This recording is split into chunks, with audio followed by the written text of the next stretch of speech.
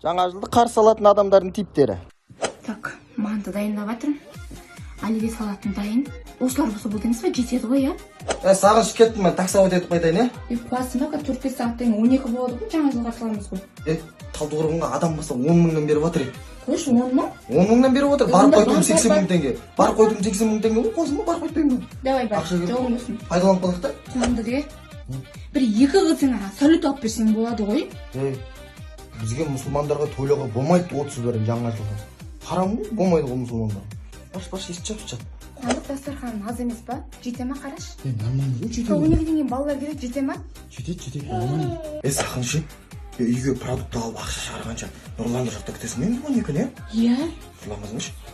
Ауылға кетіп қалдық? Меруерт, Медина жүндеп, Аязда келеді қазір, аяй көйлек киеміз. Жүріңдер. Жүр, аяй киеміз, Аязда.